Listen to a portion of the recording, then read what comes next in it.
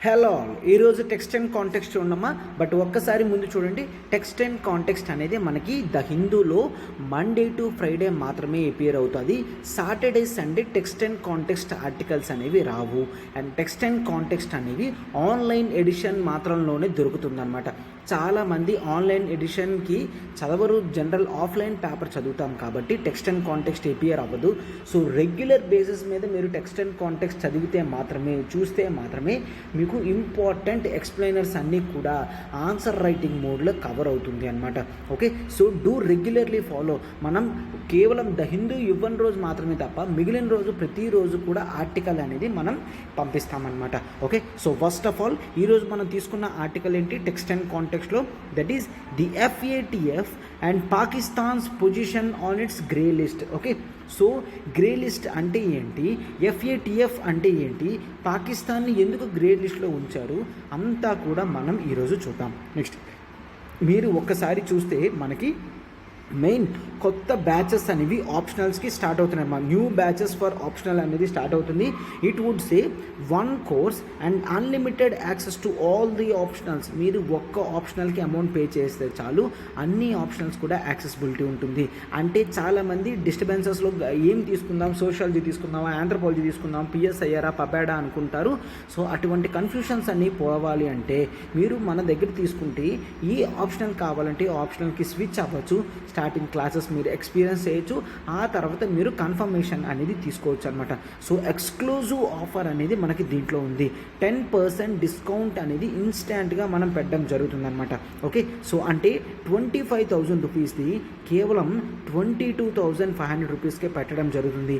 అయితే మనం ఇచ్చే ఆప్షనల్ కోర్సెస్ ఏంటో చూడండి, public administration, PSIR, sociology, anthropology and Telugu literature. PSIR pubad Suresh sir deal చేస్తారు, సోషాలజీ సాయిరామ్ సార్ డీల్ చేస్తారు, and anthropology is dealt by me, this is Srinivas, and Telugu literature Sitapathi sir deal చేస్తారమ్మా. So మీరు ఒక్కసారి ఆంథ్రోపాలజీ ఆప్షన్ తీసుకుంటే నేను deal చేస్తున్నాను and I can complete the whole syllabus within 4 to 5 months. అయితే ఈ 4 to 5 monthsలో మీకు క్లాసెస్ అనేవి టోటల్గా కవర్ అవుతాయి. అండ్ ఆ తర్వాత మీరు ఒక్కసారి చూస్తే మీరు డైలీ బేసిస్ మీద క్లాస్లో ఆన్సర్స్ కూడా రాస్తూ ఉంటారు. సో రెగ్యులర్ బేసిస్ మీద ఆన్సర్స్ రాయడం వల్లనే మీకు టోటల్గా కంప్లీట్ అయిపోతుంది. అండ్ మీకు నోట్స్ కూడా ఇవ్వడం జరుగుతుందమ్మా. నోట్స్ కూడా డీటెయిల్డ్గా ఇవ్వడం, షేర్ చేయడం అనేది జరుగుతుంది అనమాట. అండ్ నెక్స్ట్ మీరు ఒక్కసారి చూస్తే మనకి 4 to 5 monthsలో కంప్లీట్ అయిపోతుంది. కాబట్టి నెక్స్ట్ ఇయర్ ఎవరైతే ఎగ్జామ్ రాస్తారో వాళ్ళకి ఫుల్ ఫ్లెజ్డ్గా టోటల్ సిలబస్ కంప్లీట్ అయ్యి 3 to 4 times రివిజన్కి కూడా టైం సరిపోతుంది. సో అంత బ్యూటిఫుల్ ఆప్షనల్ ఆంథ్రోపాలజీ అనమాట. సో డిలే చేయకుండా వెంటనే ఆంథ్రోపాలజీ ఆప్షనల్ అనేది తీసుకున్నామా. మీకు తెలుసు నా క్లాసెస్ అనేవి రెగ్యులర్ బేసిస్ మీద మీకు జరుగుతూ ఉంటాయన్నమాట. ఓకే, సో ఈ ఆప్షనల్ ఫీజు కూడా కేవలం 15th June వరకే. మనం 16th June అంటే ఇంకా కేవలం 2 days తర్వాత మనం 2 days తర్వాత మనం ఆప్షనల్ అనేది స్టార్ట్ చేస్తున్నాము. 2 days తర్వాత ఆప్షనల్ అనేది కొత్త బ్యాచ్ స్టార్ట్ చేస్తున్నాం. ఇమ్మీడియట్ బేసిస్ మీద జాయిన్ అవ్వండమ్మా. ఈ 2 daysలో మీరు పే చేస్తేనే మీకు లైవ్ ప్లస్ రికార్డెడ్ క్లాస్ కేవలం 22,500కి ఇవ్వడం జరుగుతుందన్నమాట. Okay, fine. సో అయితే ఇక్కడ నెంబర్ చూడండి, 7893899553. ప్రతి విషయం మనకి కాల్ చేయండి, వెంటనే సబ్స్క్రిప్షన్ తీసుకున్నామా.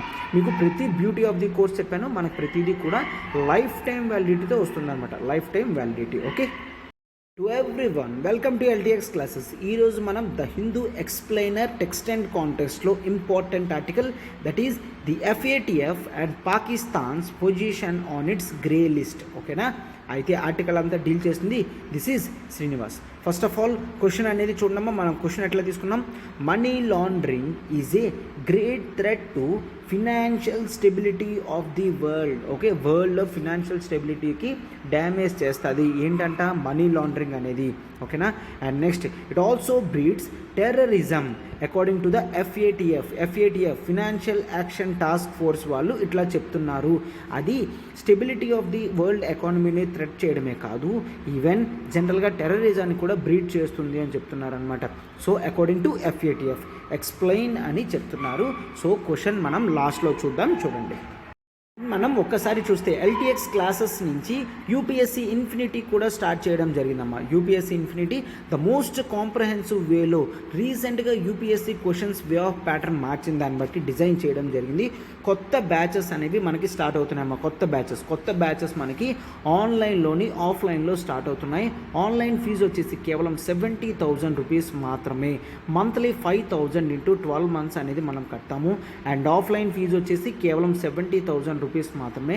10,000 ఇంటూ 7 monthsలో మనం కడతామన్నమాట. ఓకే, సో ఇక్కడ మనకి అఫోర్డబుల్ ఫీజెస్ అనేవి ఉంటున్నాయి కాబట్టి దీన్ని మీరు వెంటనే ఉపయోగించుకుంటారని మేము అనుకుంటున్నాం. కొత్త బ్యాచ్ అనేది జూలై 1st నుంచి స్టార్ట్ అవుతుందమ్మా. జూలై 1st నుంచి కొత్త బ్యాచ్ అనేది స్టార్ట్ అవుతుంది. సో ఇమీడియట్ బేసిస్ మీద మీరు జాయినింగ్స్ అనేవి చేసుకున్నామా.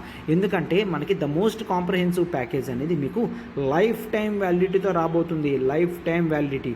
సో ఇక్కడ మీకు ఇంక్లూషన్ చూడండి, general studies both prelims and mains పర్స్పెక్టివ్లో జరుగుతుంది. CSAT prelims and mains test series include అయి ఉంటాయి. And daily current affairs sessions worth 10,000 and answer writing sessions worth 10,000 అనేది మీకు కంప్లీట్గా కాంప్లిమెంట్ కింద ఇవ్వడం జరుగుతుందన్నమాట. అయితే మీరు ఇక్కడ ఒక్కసారి చూడండి, daily current affairs classes and answer writing వింటే డే 1 నుంచి మీరు ప్రిలిమ్స్ ప్లస్ మెయిన్స్ పర్స్పెక్టివ్లోనే క్లాసెస్ అనేవి చూస్తారు, వింటారు, రాస్తారు. సో డే 1 నుంచి మీరు ప్రిపరేషన్లో ఉంటే మాత్రమే one day you can write beautiful answers అనమాట. Okay, and next complimentary access to APSC group 1-2, TSPSC group 1-2, RBI grade B, SSC CGL కూడా ఇవ్వడం జరుగుతుంది. So in the most beautiful package అనేది చాలా అఫోర్డబుల్ ఫీజెస్లోనే తీసుకొని రావడం జరిగిందమ్మా. సో ఆల్ ది స్టూడెంట్స్ ఎవరైతే యూపీఎస్సీ స్టార్ట్ చేస్తున్నారో please do avail this opportunity. ఓకేనా? ఎస్. రెండవ article, the FATF and Pakistan position on its grey list. Okay, first of all మనం FATF చూస్తాం, గ్రే లిస్ట్ ఇవన్నీ కూడా చూస్తాము. కాస్త బ్యాక్గ్రౌండ్ అనేది నేను ఇస్తాను, అప్పుడు మీకు క్లియర్గా అర్థమవుతుంది అన్నమాట. Okay, first of all world అందరికీ తెలుసమ్మా ఏంటి 9/11 అటాక్, టెర్రర్ అటాక్ అని చూస్తాం. 9/11 టెర్రర్ అటాక్లో మెయిన్ మనం ఏం చూస్తాం, యునైటెడ్ స్టేట్స్ ఆఫ్ అమెరికాలో ఇంపార్టెంట్ ప్లేసెస్ అన్ని ట్విన్ టవర్స్ కానీ, వరల్డ్ ట్రేడ్ సెంటర్స్ కానీ ఇవన్నీ కూడా తాలిబాన్ వాళ్ళు హైజాక్ చేసిన ఏరోప్లేన్తో బ్రేక్ చేయడం అనేది జరిగింది. 9/11 మనకు 2001లో చూస్తాం, అవునా? రైట్. అయితే మీరు ఇక్కడ ఎవరు చేశారమ్మా? తాలిబాన్ వాళ్ళు చేశారు.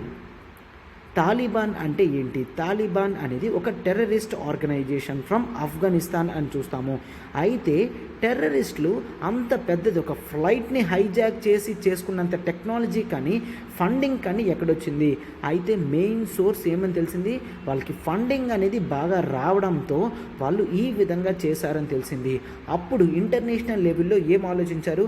ఎస్, అయితే మనం టెర్రరిస్ట్ యాక్టివిటీస్ క్లోజ్ చేయాలంటే first plug the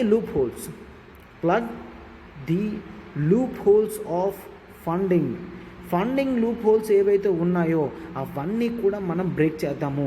funding loop హోల్స్ని break చేసామంటే టెర్రరిజాన్ని బ్రేక్ చేసినట్టు. అప్పటి నుంచి మనకి ఇటువంటివి ఎప్పుడూ కూడా రిపీట్ అవ్వవు అని ఆలోచించడం జరిగిందనమాట. ఈ విధంగా మనం చూస్తే ఎస్ అఫ్ కోర్స్ మనకి FATF అనేది కాన్సెప్ట్ అనేది ముందుగానే ఆరిజిన్ అయింది. బట్ మోస్ట్ ప్రామినెన్స్ అనేది ఈ 9/11 అటాక్ తర్వాత జరిగింది అని మనం చూస్తాం. అయితే ఇప్పుడు ప్రజెంట్ కాంటెక్స్ట్ ఏంటి చూసిన తర్వాత బ్యాక్గ్రౌండ్ డీటెయిల్స్తో సహా మొత్తం మళ్ళీ చూద్దాం మనం. ఓకేనా? అయితే ఈ ఫండింగ్ ఇవన్నీ కూడా లూప్ హోల్స్ ప్లగిన్ చేయడానికి గ్లోబల్ లెవెల్లో మనకు బాడీ ఉంది. ఏంటది? FATF అని అంటాము. దీన్నే ఫినాన్షియల్ యాక్షన్ టాస్క్ ఫోర్స్ అంటాం. ఇది ఏంటి అదంతా కూడా చూద్దాం. అయితే ఈ financial action task force every year కూడా 3 times మీట్ అవుతుంది. అంటే ఎవ్రీ 4 monthsకి ఒక్కసారి ఇది మీట్ అవుతూ ఉంటుంది.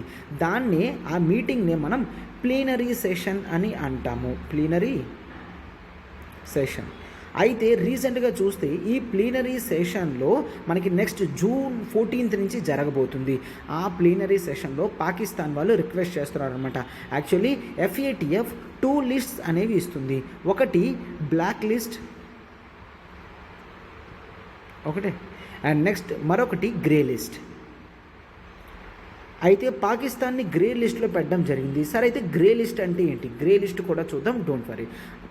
బ్లాక్ లిస్ట్ కూడా చూద్దాము, you don't worry. So FATF ఈ 2 లిస్ట్ అనేవి ఇస్తుంది. ఇప్పుడు పాకిస్తాన్ని గ్రే లిస్ట్లో పెట్టడం జరిగింది. గ్రే లిస్ట్లో పెడుతున్నారు అంటే చాలా మోస్ట్ ప్రామినెంట్ ఇంపార్టెంట్ వన్ అనమాట. ఇక్కడ ఏం జరుగుతుంది, టెర్రరిస్ట్ ఆర్గనైజేషన్స్కి వీలయ్యేటట్టు మనీ లాండరింగ్ అనేది జరుగుతుంది. అదేంటో కూడా మనం టోటల్గా చూద్దాం. అయితే పాకిస్తాన్ ఇప్పుడు చాలా వరకు ఎకనామిక్ క్రంచ్లో ఉంది. ఇప్పుడు దీన్ని FATF గ్రే లిస్ట్ నుంచి బయటకు తీస్తే మాత్రమే తనకి వేరియస్ ఇంటర్నేషనల్ బాడీస్ నుంచి ఫండింగ్స్ అనేవి వస్తాయి. సో దానికి అనుగుణంగా పాకిస్తాన్ ఎటువంటి నిర్ణయాలు తీసుకుంది, అవి ఎటువంటి రోల్ ప్లే చేస్తుందో కూడా చూద్దామా. So first of all FATF అంటే ఏంటో దాన్ని మనం FATF అని షార్ట్కట్లు అంటాం. దీన్ని అబ్రివేషన్ ఫినాన్షియల్ యాక్షన్ టాస్క్ ఫోర్స్లా చూస్తాం. ఫినాన్షియల్ యాక్షన్ టాస్క్ ఫోర్స్లా దీన్ని మనం చూస్తాము. అయితే ఈ FATF ఏం చేస్తుంది, ఫినాన్షియల్ క్రైమ్స్ ఏదైతే ఉంటుందో అవి జరగకుండా వాచ్ డాగ్ లాగా యాక్ట్ చేస్తుంది. Watch dog. సో ఎప్పుడైనా మీకు ప్రిలిమ్స్లో FATF acts as watch dog అంటే స్టేట్మెంట్ అనేది కంప్లీట్లీ ట్రూ అనమాట. ఓకే, ఇది ఏం చేస్తుంది, it would act as watch dog for financial క్రైమ్స్ని చూస్తుంది. ఫర్ ఎగ్జాంపుల్ ఏంటా క్రైమ్స్, మనీ లాండరింగ్ అనేది ఫినాన్షియల్ క్రైమ్. అయితే మనీ లాండరింగ్ అంటే ఏంటో చూద్దాం. అండ్ ఆ తర్వాత టెర్రర్ ఫైనాన్సింగ్. మనీ లాండరింగ్ అనేది జరిగితే టెర్రర్ ఫైనాన్సింగ్ అనేది జరగచ్చు. ఫస్ట్ ఆఫ్ ఆల్ డొమెస్టిక్ ఎకానమీలో బ్లాక్ మనీ అనేది క్రియేట్ చేస్తారు. బ్లాక్ మనీ అంటే ఏంటి, గవర్నమెంట్ సోర్సెస్కి తెలియకన్నా మనం ట్యాక్సెస్ కట్టకన్నా వెల్త్ని అక్యుములేట్ చేసుకుంటే, వెల్త్ దాచుకుంటే దాన్ని బ్లాక్ మనీ అంటాము. ఆ బ్లాక్ మనీని జనరల్గా ఏం చేస్తారు, వేరే కంట్రీస్కి పంపించి మనీ లాండరింగ్ అనేది చేస్తారు. వేరియస్ నెట్వర్క్స్, ఇల్లీగల్ నెట్వర్క్స్ అన్నీ యూజ్ చేస్తారు. కంట్రీ నుంచి ఫస్ట్ ఆ మనీ దాటిస్తారు, ఆ తర్వాత వేరే కరెన్సీస్లో ఇండియాకి తీసుకొస్తారు. దాన్నే మనీ లాండరింగ్ అని అంటాము. ఓకేనా, ఇక్కడ ఎగ్జిస్టింగ్ లూప్ హోల్స్ అన్నీ కూడా యూజ్ చేస్తారు. కొన్నిసార్లు ఏం చేస్తారంటే బ్లాక్ మనీని క్రియేట్ చేసి వేరే కంట్రీస్కి పంపించి టెర్రరిస్టులకి ఫినాన్సింగ్గా కూడా హెల్ప్ చేస్తారనమాట. టెర్రరిస్టులకి డబ్బులు ఎలా వస్తాయమ్మా, ఎవరైతే కంట్రిబ్యూటర్స్ ఉంటారో వాళ్ళే కంట్రిబ్యూట్ చేస్తారు అనమాట. సో మనీ లాండరింగ్ వలన మనకి టెర్రరిజం అనేది గ్రో అవుతుంది. ఇదంతా కూడా అర్థమయ్యి సో గ్లోబల్ లెవెల్లో ఒక వాచ్ డాగ్ ఉండాలి కదా అని FATFని తీసుకొని రావడం జరిగింది. అయితే ఫస్ట్ టైం ఎప్పుడు తీసుకొని వచ్చారు, G7 1989లో మీటింగ్ అవుతుంది. G7 1989లో ప్యారిస్లో మీటింగ్ అవుతుంది అనమాట. సో ప్యారిస్లో మీటింగ్ అవుతున్నప్పుడు వాళ్ళు అప్పుడు డిస్కస్ చేస్తున్నారు, గ్లోబ్లో చాలా వరకు ఫినాన్షియల్ సిస్టంలో లూప్ హోల్స్ అనేవి ఉన్నాయి. సో దాంతో మనీ లాండరింగ్ యాక్టివిటీస్ అనేవి ఎక్కువైపోతున్నాయి. ఈ మనీ లాండరింగ్ యాక్టివిటీస్ని ఎలా అయినా కంట్రోల్ చేయాలి అని 1989లో అనుకున్నారు. బట్ 2001లో ఎప్పుడైతే 9/11 టెర్రర్ అటాక్ జరిగిందో వెంటనే టెర్రర్ ఫైనాన్సింగ్ మీద బ్రాడ్ ఫోకస్ అనేది వెళ్ళిపోయింది. చాలా పర్టికులర్గా ప్రిసైజ్డ్ ఫోకస్ అనేది దాని మీద పెట్టి లెజిస్లేషన్స్ అనేవి తీసుకొని వచ్చి బాడీస్ కూడా క్రియేట్ చేయడం జరిగింది అనమాట. Okay, so first of all అవి ఉండేవి. తర్వాత అవి funding restriction to weapons of mass destruction, WMD అంటాం. అంటే కేవలం టెర్రర్ ఫండింగ్కి అండ్ మనీ లాండరింగ్కే కాదు, ఒకవేళ మనీ అనేది వెపన్స్ ఆఫ్ మాస్ డిస్ట్రక్షన్ చేతుల్లో కూడా పడుతున్నాయంటే వాటిని కూడా నేను యాక్సెప్ట్ చేయను అని చెప్తుందన్నమాట. ఎవరు, FATF. అయితే ఇప్పుడు మనం చూస్తే ఈ FATF అనేవి ప్లీనరీ మీట్స్ అనేవి జరుగుతూ ఉన్నాయి అని చెప్పాను కదా. సో అయితే ఈ FATF ప్లీనరీ మీటింగ్లో అట్లీస్ట్ ఒక 206 కంట్రీస్ అనేవి పార్టిసిపేషన్ చేస్తాయి. 206 countries on the global network. Okay, so and దీనికి మెంబర్ ఆర్గనైజేషన్స్ కింద ఆల్రెడీ వరల్డ్ బ్యాంక్ అని, యునైటెడ్ నేషనల్స్ కానీ, రీజనల్ డెవలప్మెంట్ బ్యాంక్స్ కానీ, లైక్ ఏషియన్ డెవలప్మెంట్ బ్యాంక్ అని, ఇవన్నీ కూడా FATFలో మెంబర్ కంట్రీస్గా ఉన్నాయి, లైక్ మెంబర్ ఆర్గనైజేషన్స్ కింద ఉన్నాయి అన్నమాట. అయితే FATF వర్క్ ఏం చేస్తుందో చూడండి. FATF అనేది మనకి it set standards or recommendations. ఇది స్టాండర్డ్స్ని, రికమెండేషన్స్ని సెట్ చేస్తుంది అనమాట. దేనికి, కంట్రీస్ ఏవైతే వాళ్ళ ఫినాన్షియల్ సిస్టంలో లూప్ హోల్స్ ఉన్నాయో వీళ్ళు కనిపెడతారు. వాటిని ప్లగ్ ఇన్ చేయడానికి, అంటే ప్లగ్ ఇన్ అంటే నథింగ్ బట్ క్లోజ్ చేయడం అనమాట. ప్లగిన్ అంటే క్లోజ్ చేయడం, వాటిని క్లోజ్ చేయడానికి వేరియస్ మెషర్స్ అన్నీ కూడా తీసుకుంటారు. సో దాంతో less vulnerable to financial activities అనేది నేషన్ మారుతుంది అనమాట. అంటే ఏంటి, మన నేషన్లో ఆ తర్వాత ఇట్లాగా మనీ లాండరింగ్ చేయడం కానీ మనీ హవాలా చేయడం కానీ అవేవి కూడా కనిపించవు. అయితే వీటిని ఎవరు రివ్యూ చేస్తారు అంటే, ఎందుకంటే రూల్స్ పెట్టడం మాత్రం సరిపోదు, వాటిని ప్లగ్ అంటే ఇప్పుడు క్లోజ్ చేయమని చెప్పామనుకోండి, మనం ఏం చెప్తాం 2 days తర్వాత ఎస్ మొత్తం కూడా క్లోజ్ చేసాం అలా చెబితే సరిపోదు, ప్రాపర్ ఇవాల్యుయేషన్ అనేది ఉండాలి, అవునా? సో అయితే FATF ఏం తీసుకొస్తుంది, ఎటువంటి బాడీ సెపరేట్ బాడీ తీసుకోకుండా పీర్ రివ్యూడ్ ఇవాల్యుయేషన్స్ అనేది తీసుకుంటుంది అనమాట. మెంబర్ కంట్రీసే పార్టిసిపేట్ చేస్తూ వెళ్ళొచ్చు. దాన్నే మనం ఏమంటామంటే మ్యూచువల్ ఇవాల్యుయేషన్స్ అని అంటాము. Mutual evaluations, okay, mutual evaluations చూస్తాం. సో దీంట్లో జనరల్గా కంట్రీస్ అనేవి మ్యూచువల్గా పీర్ రివ్యూ చేసుకుంటాయి, ఎస్ వాళ్ళు పాటిస్తున్నారా లేదా అనేది, స్టాండర్డ్స్ మెయింటైన్ చేస్తున్నారా, FATF ఇచ్చింది లేదని, ఓకేనా?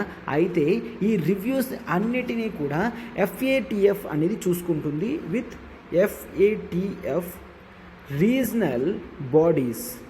FATFకి రీజనల్ బాడీస్ ఉన్నాయి, ఆ రీజనల్ బాడీస్ ఈ మ్యూచువల్ ఇవాల్యుయేషన్స్ని చెక్ చేస్తుంది అనమాట, okay, which then release mutual evaluation reports. ఆ తర్వాత మనం మ్యూచువల్ ఇవాల్యుయేషన్ రిపోర్ట్స్ అనేవి కూడా అవి రిలీజ్ చేస్తాయి ఆ ఆర్గనైజేషన్స్ అని, వాటి నుంచి మనం మ్యాక్సిమం నాలెడ్జ్ అనేది కూడా తెచ్చుకోవచ్చు అనమాట, ఓకే. సో అయితే ఏ కంట్రీస్ అయితే కరెక్ట్ స్టాండర్డ్స్ మెయింటైన్ చేయలేదు, చెప్పిన టైం బౌండ్ యాక్షన్స్ని డ్రా చేయలేదు, వాళ్ళని ఆ లిస్ట్లో పెడతారు అని చూస్తాం, ఓకేనా? ఇన్వెస్టిగేటివ్ మెషర్స్ యూస్ చేస్తాం, జ్యుడిషియల్ మెకానిజమ్స్ అన్నీ కూడా యూస్ చేస్తాం. ఎందుకు మనీ లాండరింగ్ చేస్తున్నారు, ఎందుకు టెర్రర్ ఫైనాన్సింగ్ చేస్తున్నారా, ప్రతిదీ ఎట్లా చేస్తున్నారు అంతా కూడా ప్రాపర్ ఇన్ఫర్మేషన్ అన్నీ కూడా వీళ్ళు తెలుసుకుంటారు అనమాట, ఓకే. సో ప్రాపర్ ఇన్వెస్టిగేషన్ అనేది జరుగుతుంది, ఆ తర్వాత లిస్ట్స్లో పెడతారు, ఓకేనా? ఆ తర్వాత లిస్ట్లో పెడతారు. నేను ఆల్రెడీ చెప్పాను FATF ఎటువంటి లిస్ట్ ఇస్తుంది ఏంటో చూడండి అమ్మా. FATF ఏ లిస్ట్ ఇస్తుంది నేను ఆల్రెడీ చెప్పాను. FATF already grey list and black list అనేది ఇస్తుంది, గ్రే అండ్ బ్లాక్, ఓకే. అయితే సార్ ఈ వర్డ్స్ అఫీషియల్గా FATF వాడుతుందా అంటే నో. అఫీషియల్గా FATF ఇచ్చిన చార్టర్లో కానీ ఎక్కడా కూడా మేము గ్రే లిస్ట్లో పెడతాం, బ్లాక్ లిస్ట్లో పెడతాం అట్లా ఏమీ కూడా ఉండదు.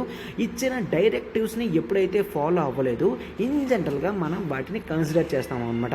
FATF ఎగ్జిక్యూటివ్స్ ఎవరైతే ఉంటారో వాళ్ళు జనరల్గా డిజిగ్నేట్ చేస్తారు, ఏంటని, మీరు FATF ఇచ్చిన డైరెక్షన్స్ని ఫాలో అవ్వాలి, అంతవరకు కూడా మీరు ఇందులో ఉన్నట్టు లెక్క అని. సో అఫీషియల్గా ఈ వర్డ్స్ అనేవి ఎక్కడ కూడా FATF యూసేజ్ ఆఫ్ వర్డ్స్లో ఉండదు, ఓకేనా? అండ్ ఎవ్రీ ప్లీనరీ మీటింగ్ తర్వాత FATF కంట్రీ లిస్ట్స్ అనేది తీసుకొస్తుంది అనమాట. ఏంటి, గ్రే లిస్ట్లో ఎవరున్నారు అండ్ బ్లాక్ లిస్ట్లో ఎవరున్నారు అని.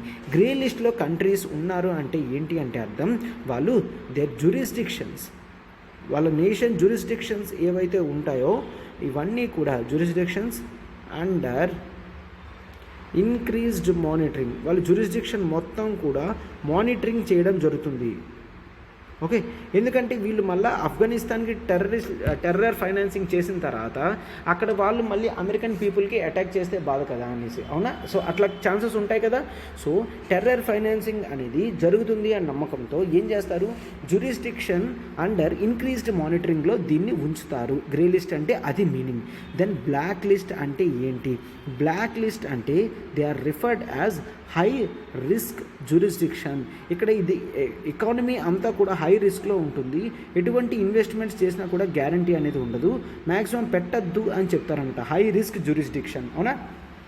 సో అయితే ఇక్కడ గ్రే లిస్ట్లో ఎవరు పెడతారు అంటే FATF పెడుతుంది వాళ్ళ ఫినాన్షియల్ క్రిమినల్ యాక్టివిటీస్ బట్టి, బట్ వాటిని మిగిలిన మెంబర్స్ కూడా డ్యూ డిలిజెన్స్తో చూస్తారు, ఎస్ చేస్తుందా లేదా అనేది. For example Pakistan already grey లిస్ట్లో ఉంది, పాకిస్తాన్ గ్రే లిస్ట్లో ఉందని కేవలం పాకిస్తాన్ మాత్రం పెట్టట్లేదు, మిగిలిన కంట్రీస్ కూడా చెక్ చేస్తాయి పాకిస్తాన్ ఎంతవరకు డిసిషన్స్ తీసుకుంది అండ్ FATF ఇచ్చిన గైడ్లైన్స్ ఎంతవరకు ఫాలో అప్ చేస్తుంది అనేది కంట్రీస్ కూడా చూసి ఓకే చేసుకుంటారు అనమాట.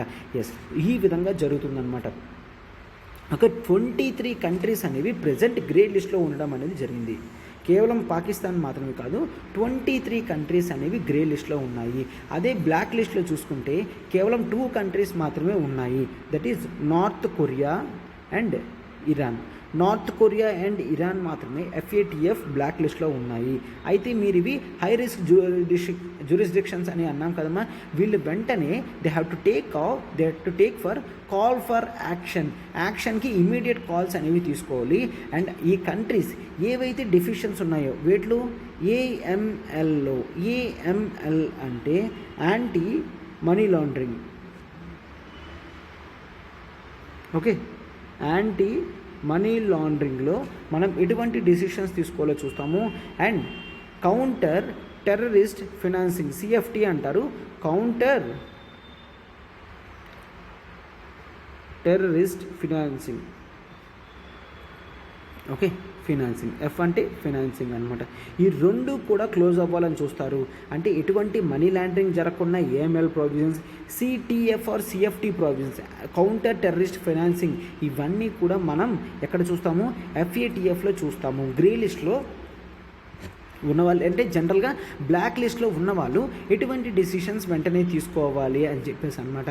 సో ఎవరైతే FATF బ్లాక్ లిస్ట్లో ఉంటారో వాళ్ళకి ఎక్కువ శాతం ఇన్వెస్ట్మెంట్స్ అనేవి పోవు, వాళ్ళ మీద వేరే కంట్రీస్ శాంక్షన్స్ అనేవి కూడా వెయ్యొచ్చు అని చూస్తాం. అయితే FATFలో పెట్టారు అంటే ప్రాబ్లం ఏంటి అంటే వాళ్ళకి ఇంటర్నేషనల్ ఆర్గనైజేషన్స్ నుంచి ఎటువంటి మానిటరీ సపోర్ట్ అనేది రాదు. ఫర్ ఎగ్జాంపుల్ ఇప్పుడు పాకిస్తాన్కి it is in డైర్ need of money, but ఎక్కడికి వెళ్ళినా అంటే వరల్డ్ బ్యాంక్ వెళ్తే వరల్డ్ బ్యాంక్ ఇవ్వనన్నది, అండ్ ఆ జనరల్తో IMF international monetary fund IMF దగ్గరికి వెళ్తే IMF ఇవ్వనన్నది, ఏషియన్ డెవలప్మెంట్ బ్యాంక్ కూడా ఇవ్వనన్నది, అండ్ యూరోపియన్ యూనియన్ కూడా ఇవ్వను అని అన్నది అనమాట. ఓకే, సో అయితే ఎందుకు ఇవ్వట్లేదు, ఇవన్నీ కూడా వాళ్ళ ఇన్వెస్ట్మెంట్స్ అనేవి మంచి జ్యూరిస్డిక్షన్స్లో పెడతారు కానీ గ్రే కానీ బ్లాక్ లిస్ట్లో ఉన్న వాటిలో చెప్పారు.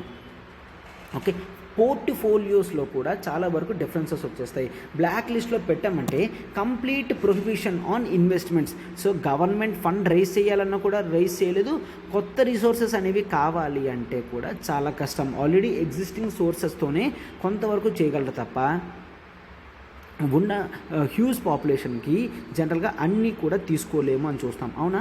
సో అయితే పాకిస్తాన్ గ్రే లిస్ట్లో ఎందుకు ఉంది? పాకిస్తాన్ గ్రే లిస్ట్ అనేది లాస్ట్ టైం మార్చ్లో రెన్యూ చేసి పెట్టడం అనేది జరిగింది. ఎందుకు అంటే వీళ్ళు ఆల్రెడీ FATF వాళ్ళు ఏదైతే ఇన్వెస్టిగేషన్ అండ్ ప్రాసిక్యూషన్ ఇచ్చారో అదంతా కూడా వీళ్ళు క్లియర్ చేయడం జరిగింది అనమాట. పాకిస్తాన్ వాళ్ళు చెప్తున్నారు మేము క్లియర్గా అన్నీ కూడా ఫాలో అవుతున్నాం అనేసి. ఏంటేంటి the even put into the bars of Hafiz Saeed, okay, and next Masood Azhar, okay, Hafiz Saeed from LET, okay, Lashkar-e-Taiba head Hafiz సయ్యద్ని అరెస్ట్ చేయడం జరిగింది. అండ్ మసూద్ అజర్ని కూడా మనం అరెస్ట్ చేయడం జరిగింది అని పాకిస్తాన్ వాళ్ళు చెప్తున్నారు. మేము అరెస్ట్ చేశాము అండ్ అదర్ 300 డెసిగ్నేటెడ్ టెర్రరిస్టులని క్లోజ్ చేయడం జరిగింది. అండ్ ఇన్ జనరల్గా చాలా వరకు అంటే అట్లీస్ట్ ఒక 1100 పీపుల్ యొక్క ఆస్తులు అవన్నీ కూడా తీసుకోవడం జరిగింది అన్నమాట అని ఎవరు చెప్తున్నారు? పాకిస్తాన్ వాళ్ళు చెప్తున్నారు. మేము ఇంత స్ట్రిక్ట్ మెషర్స్ FATF ఇచ్చిన తర్వాత చేస్తున్నామని చెప్పారు. బట్ ఇండియా చాలా కాషియస్గా ముందే చెప్పిందమ్మా. ఏంటి, పాకిస్తాన్ ఎప్పుడూ కూడా ప్రామిసెస్ చేస్తుంది, అవన్నీ కూడా ఫాల్స్ ప్రామిసెసే, అవన్నీ కూడా ఆ నిమిషానికి బెనిఫిట్ అయినట్టు మాత్రమే తీసుకుంటుంది. లాంగ్ టర్మ్ మెషర్స్లో హెల్ప్ అయ్యేటట్టు సస్టైన్ అయ్యేటట్టు తీసుకోవట్లేదు అని చూస్తామన్నమాట. ఓకే, పాకిస్తాన్ ఎప్పటి నుంచి ఉంది? కరెంట్లీ ఇది గ్రే లిస్ట్లో ఉంది కదమ్మా. ఇప్పుడు దీని అప్గ్రేడ్ అయితే మాత్రమే ఇంటర్నేషనల్ మానిటరీ ఫండ్ డబ్బులు ఇస్తానని రీసెంట్గా చెప్పింది అనమాట. సో దాని గురించి పాకిస్తాన్ చాలా ఈగర్గా వెయిట్ చేస్తుంది. అండ్ ఒక్కసారి చూస్తే పాకిస్తాన్ ఆఫెన్ రెగ్యులర్గా కూడా గ్రే లిస్ట్లో ఎప్పటి నుంచి ఉంటుందమ్మా? 2008 నుంచి రెగ్యులర్గా దాన్ని గ్రే లిస్ట్లోనే పెట్టడం జరిగింది అనమాట. ఓకే, 2019లో ఏంటి ఇది 2009 ఓకే కంట్రీ కోఆపరేట్ చేయడం స్టార్ట్ చేసింది FATFతో with regional bodies like APG అని చూస్తాము. APG Asia Pacific group. Okay, Asia Pacific group అని రీజనల్ బాడీ ఉంది. ఈ రీజనల్ బాడీతో కూడా మనం ఏం చేస్తాం, మ్యూచువల్ ఎక్స్చేంజ్ అని చూస్తాం కదా, మ్యూచువల్ ఇవాల్యుయేషన్. ఈ మ్యూచువల్ ఇవాల్యుయేషన్ ప్రాసెస్ అనేది చేస్తారు. Mutual evaluation.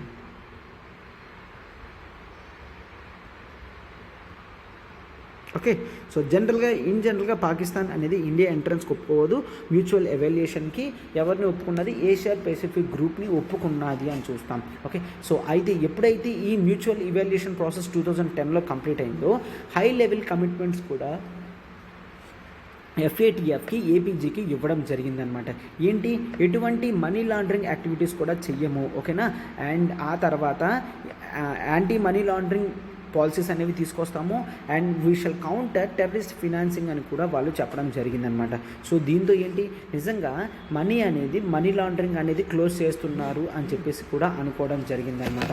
ఓకే, మేము టెర్రరిస్టులవి ఫ్రీజ్ చేస్తాము, కన్ఫిస్కేట్ చేసుకుంటాము, ఆస్తులన్నీ తీసుకుంటామని చెప్పడం జరిగింది. బట్ ఎప్పుడు చేసినా కూడా అది సస్టైనబుల్గా చేయదనమాట. ఈరోజు చేస్తుంది, దాన్ని FATF గ్రే లిస్ట్ నుంచి బయటకు తీసేస్తే మళ్ళీ రేపు వాళ్ళందరినీ కూడా రిలీజ్ చేస్తుంది అనమాట. అంటే ఏంటి, ఫుల్ ఫ్లెడ్జ్డ్ ప్రోగ్రెస్ అనేది ఇది చేయడం లేదు అని చూస్తాము. దెన్ అప్పుడు మనం 2015లో చాలా స్ట్రిక్ట్గా పెట్టడం అనేది జరిగింది. 2015లో ఇట్లా చేస్తుంది, ఎస్ హార్డ్ వర్క్ చేస్తుంది అని గ్రే లిస్ట్ నుంచి తీయడం జరిగింది. బట్ మళ్ళీ అది బ్యాక్ వెళ్ళేసరికి 2018లో మళ్ళీ FATF గ్రే లిస్ట్లో పెట్టారు అనమాట. దీన్ని గ్రే లిస్ట్లోకి పెట్టిన తర్వాత 27 పాయింట్ యాక్షన్ ప్లాన్ అనేది కూడా ఇస్తారు వాళ్ళకి. 27 పాయింట్ యాక్షన్ ప్లాన్. ఆ 27 పాయింట్ యాక్షన్ ప్లాన్లో టెర్రర్ ఫినాన్సింగ్ యాక్టివిటీస్ ఎట్లా రిస్ట్రిక్ట్ చేయాలి ఇవంతా కూడా పెట్టడం జరిగింది. గైడ్లైన్స్, డెడ్లైన్స్ కూడా ఇవ్వడం జరిగిందమ్మా. గైడ్లైన్స్ ఇచ్చిన, డెడ్లైన్స్ ఇచ్చిన, ఇప్పుడు రీసెంట్గా చూస్తే పాకిస్తాన్ కొంతవరకు చేసి ఆ కొంతటినే మేము ఎంత చేశాము అని చెప్పుకుంటున్నారు అనమాట. ఓకే, సో ఈ టైంలో ఖచ్చితంగా మనం ఏంటి, చాలా జాగ్రత్తగా ఉండాలి అని చూస్తాం. ఒకవేళ పాకిస్తాన్ FATF గ్రే లిస్ట్ నుంచి బయటకు వచ్చింది అంటే టెర్రర్ ఫినాన్సింగ్ ఎక్కువైపోతుంది. నార్త్ ఆఫ్ ఇండియా మొత్తం కూడా చాలా ఇబ్బంది అవుతుంది అనమాట. నిజంగా పాకిస్తాన్ తగ్గించుకుంటే మంచిది, but most of the times Pakistan తగ్గించదు. మెయిన్ గోల్ ఏంటి అంటే ఇండియాని cut through, okay, bleed through 1000 cuts అనే ఫిలాసఫీ యూజ్ చేస్తుంది అనమాట.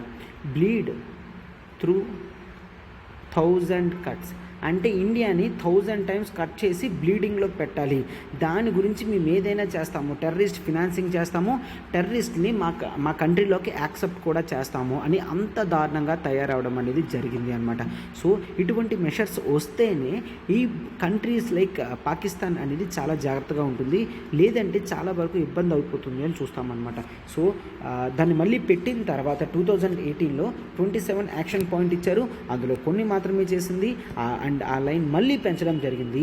పెట్టి టోటల్ 34లో పాకిస్తాన్ ఏం చెప్పింది, 32 వరకు మేము చేసేసాం, కేవలం 2 మాత్రమే ఉన్నాయి. 2 ఓకే, సో కేవలం 2 పాయింట్స్ మాత్రమే ఉన్నాయి, అది మాకు అవ్వక మేము చేయడం లేదు, కానీ లేదంటే చేసేస్తాము అని చెప్తున్నారు అనమాట.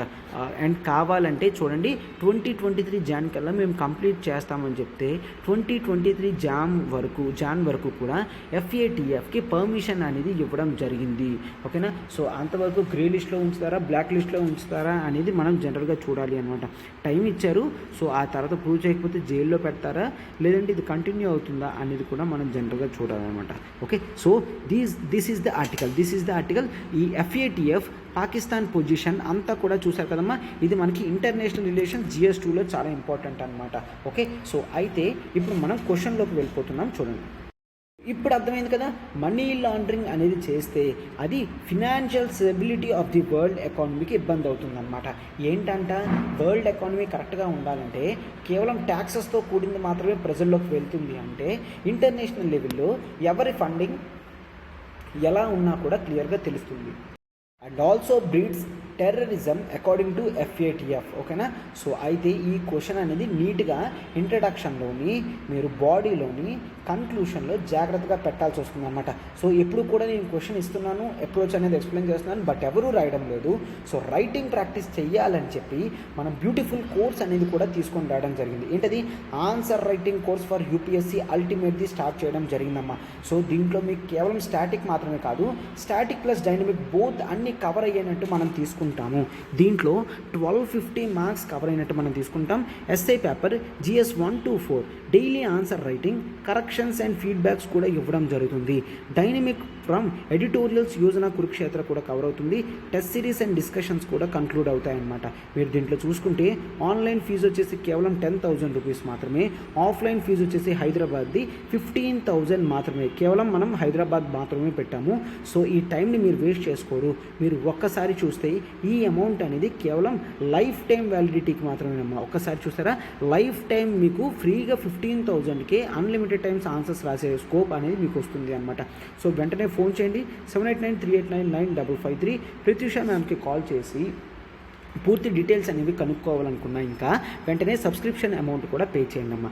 అండ్ ఒక్కసారి చూస్తే మన ఆర్టికల్స్ వెనకాతన చాలా హార్డ్ వర్క్ అనేది ఉంటుంది. మీరు దాన్ని అప్రిషియేట్ చేస్తారని నేను అనుకుంటున్నాను అనమాట. సో లైక్ బటన్ని హిట్ చేయండి, ఫిలో ఆస్పిరెంట్స్కి షేర్ చేయండి అమ్మా. And do hit okay, like button hit చేయండి అండ్ కామెంట్స్ కూడా పెట్టండి. ఎట్లా ఉందో పెడితే మాకు మరింత రిజర్వేషన్ అనేది ఇస్తుంది అనమాట. Okay, yes, thank you.